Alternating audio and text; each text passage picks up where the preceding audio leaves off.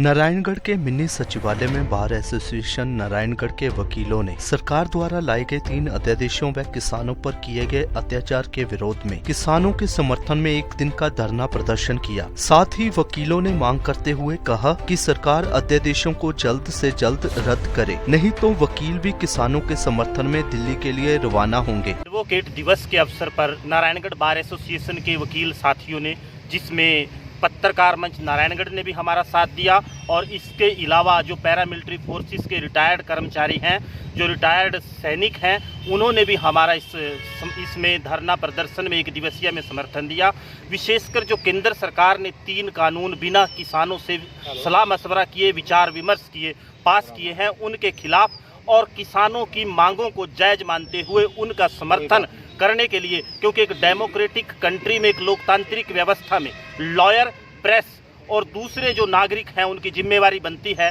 कि वो नागरिक अधिकारों के लिए लड़ने वाले समाज के किसी भी वर्ग का समर्थन करें। विशेषकर जब लड़ाई इस कड़कड़ाती ठंड में अन्नदाता किसान को सड़कों पर बैठकर लड़नी पड़ रही हो और सरकार जानबूझकर गंधारी बन चुकी हो, किसानों की जायज मांगों को ना मानते हुए उनके ऊपर पानी की बौछार और उनको लाठीचार्ज के जो मामले किए गए, उसके विरोध में और किसानों का समर्थन करने के लिए, क्योंकि अन्नदाता किसान न केवल धरती का सीना चीरकर अन्न पैदा करता है, बल्कि पूरे संसार का भरण पोषण करने का काम करता है। अगर लोकतांत्रिक व्यवस्था में ऐसे हालात एक किसान के साथ किए जाएंगे, उसके खिलाफ लॉयर,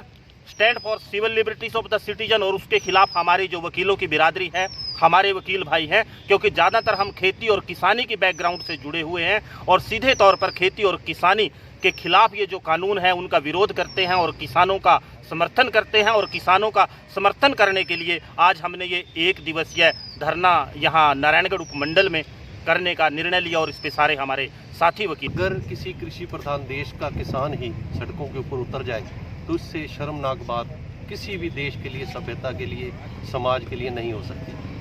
आज जो हम इस आंदोलन को समर्थन दे रहे हैं, सबसे पहला मुद्दा तो ये है, क्या यह एक राजनीतिक आंदोलन है? यह एक राजनीतिक आंदोलन नहीं है, एक सामाजिक व धार्मिक आंदोलन की शक्ल में अपनी मांगों को मनवाने के लिए जो कि ज़बरदस्ती कानून थोपे जा रहे हैं, उसके खिलाफ ये आंदोलन हो रहा है। मेरा माननीय प्रधानमंत्री जी से भी निवेदन है कि अपने पद की गरिमा को कायम रखने के लिए, प्रधानमंत्री का जो पद है वो एक देश की गरिमा होता है। अगर कोई आम नागरिक शरेआम कैमरे के ऊपर एक इस गरिमापूर्ण पद को भी भला बुरा कहे, यह भी एक देश के लिए बहुत ही शर्मनाक स्थिति है। इसलिए कृपया करके इस जो मुद्दा है इसको राजनीतिक रंग ना दिया जाए। एक देश के लिए जो कृषि प्रधान देश है, ये बहुत अच्छा रहेगा कि जो किसान अपनी एक किसान जो कहता है कि मेरे लिए नुकसानदेह कानून है, तो सरकार उस पर ज़बरदस्ती क्यों कर रही है?